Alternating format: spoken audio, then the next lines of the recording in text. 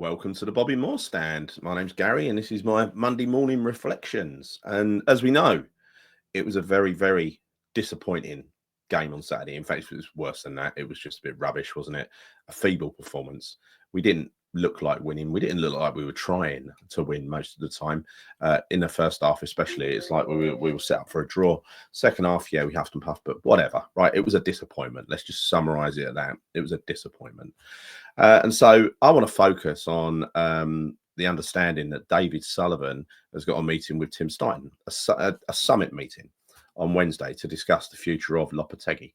And I want to find out, I want to put a question in your mind, and I want to ask, I want you to take the time to answer if you wouldn't mind in the comments. But before I go there, please, could you subscribe to this channel, Claret and Booze, if you watch our content. Hit the bell notification icon and give the video a like, please, to let other people know we're here. So the meeting, the supposed meeting on Wednesday, let's face it, if this was being approached with any urgency, this is my way of thinking, the decision would have already been made to get rid of Lopetegui.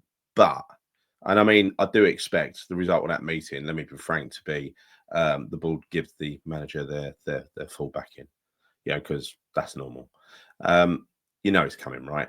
But that won't stop me praying for a miracle. Let's look upon it another way. Let's look upon it that Tim has a couple of days now to work out who the successors are going to be. Let's be positive.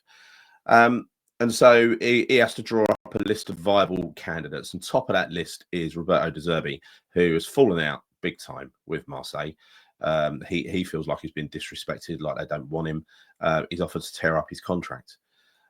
He is quite easy to obtain, I would have thought, and he's successful. He's good in the Premier League. He's a proven force in the Premier League, much more proven than Julian Lopetegui, who kind of went like that. It was, a little peak in the middle after he spent 100 million, but then he slumped again. Roberto De Zerbi was actually really consistent with Brighton. So, or we end up with the likes of, the default ones like Graham Potter, Frank Lampard, Edin Terzic, or Gareth Moyes, David Moyes' English son. Without me mentioning the original David Moyes, who could come later if all goes wrong, but I've done that one to death. Please let him go to Everton. Praying for Dyche to fail. Bear in mind, I didn't really want to be asking for Lopetegui's head at this point. You know that. I said it more than a few times. We're 11 games in. I thought this would be very different. I thought it'd be a gradual incremental improvement, and we'd be able to hang on to something. But I never for one moment believed what a disaster this would be, and that's why I'm so vehement in my opposition to Lopetegui. I just don't think he's capable. I think he's out of control at West Ham. I think he's pretty incompetent regards to the Premier League. He might be suited to somewhere else, I don't know, but he ain't suited to the Premier League, that's for sure. I want him out, and I want him out now. So I've gone fully on the attack over this, and I mean it. So, but for a few minutes, let's dream. Let's dream. Let's believe that Roberto De Zerbi accepts an unbelievable offer. An offer that's too good to refuse from West Ham, including an agreement to buy him a new striker in January, one that he wants. So that's the situation. And now here comes the question, and I want you to be honest with me about this.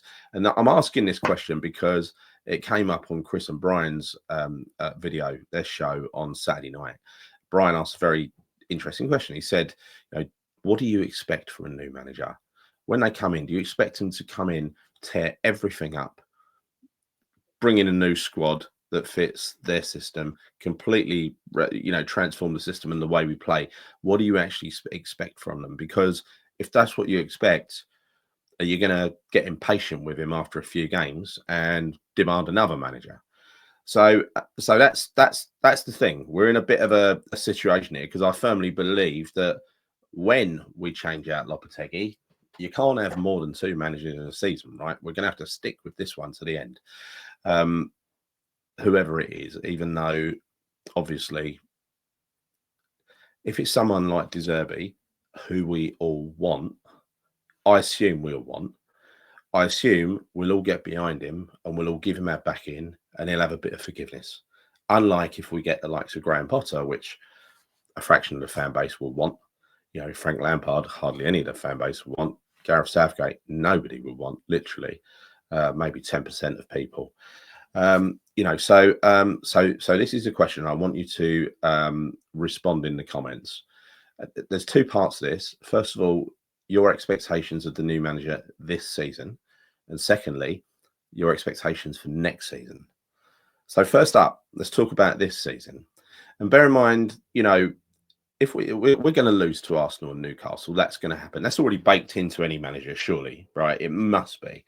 But then what if we lost to Wolves and Leicester? Would you start to get a bit twitchy, or would you just forgive him because it's early? Would you wait until January until he's got his striker and a few games later before actually judging him? Would you be that patient? Because that, if you work that out, that's probably about another 8 games ish, and people are going to be getting twitchy by then, right? Or would you expect his style of football to have an immediate impact, or an impact after 3 or 4 games? Would you expect him to deliver beautiful football inside 10 games, even though it's not a team he's put together? Or would you just judge him? You know, would you just lose patience and throw your toys out the pram after 5 games? I don't know. And this is my position on this season. So Roberto De Zerbi joins. My position on him this season would be, I'd just be patient. I'd accept, irrespective of what happens for the remainder of the season, we just need to get behind the manager and the team.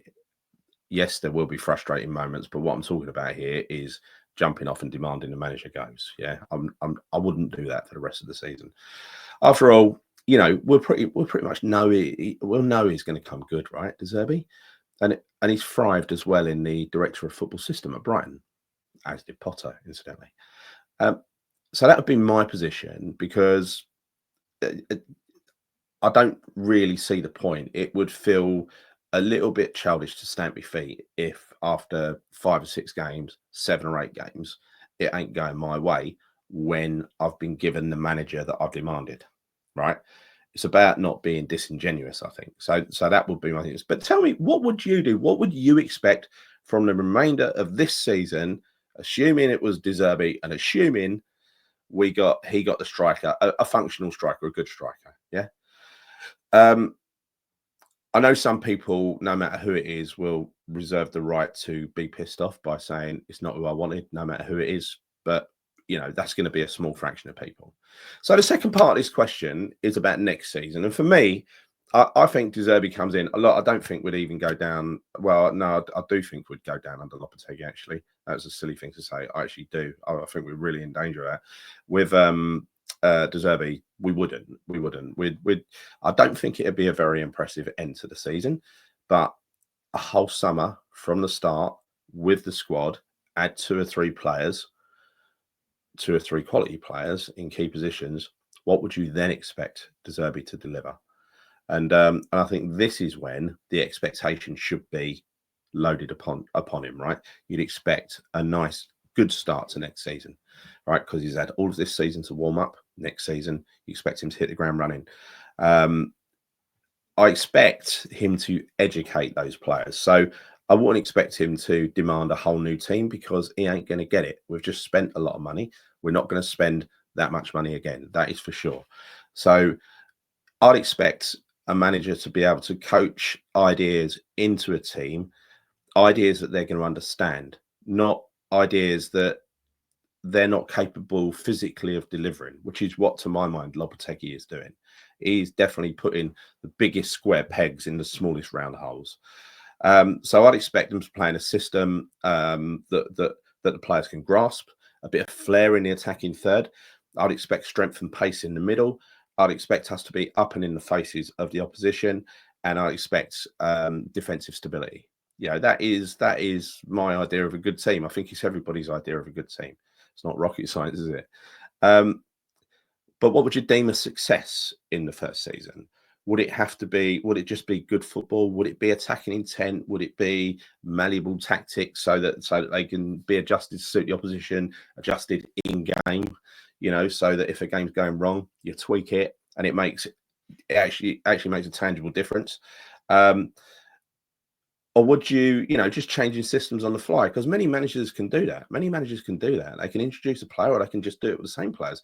The likes of Thomas Frank, and especially the top managers, the elite managers, they can actually just put a few instructions onto the pitch.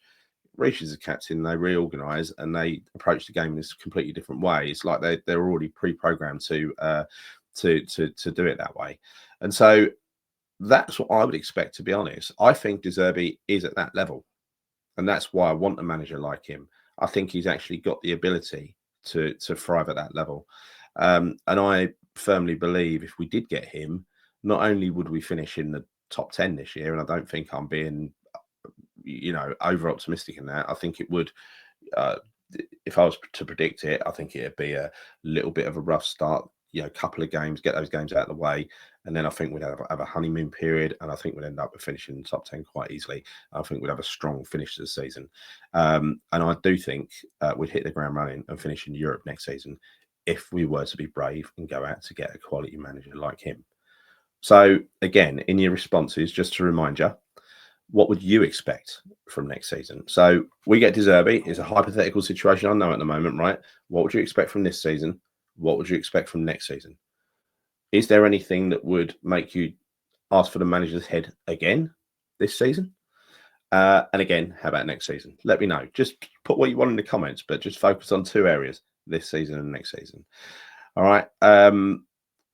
That's it. That is the Monday morning show, because I've got to be upbeat and optimistic about this. I've got to believe that Lopetegui is on his way out, because I can see no other way to solve this current crisis other than to sit on our hands, which I do expect Sullivan to do, by the way. Sit on our hands until we lose to Wolves and Leicester and the situation gets desperate. And when the situation is desperate, the club are desperate, the De Zerbi option might have gone away by then. He might have gone somewhere else. They might be waiting for De Zerbi to leave, because of course they are, right? Well, as if we'd pay compensation to anyone. But anyway, look, that's me. Probably I'm overthinking this a little bit and disappearing up my own arse. But if you've enjoyed this show, please could you subscribe to the channel, the Bobby Moore Stand, and hit the bell notification icon as well.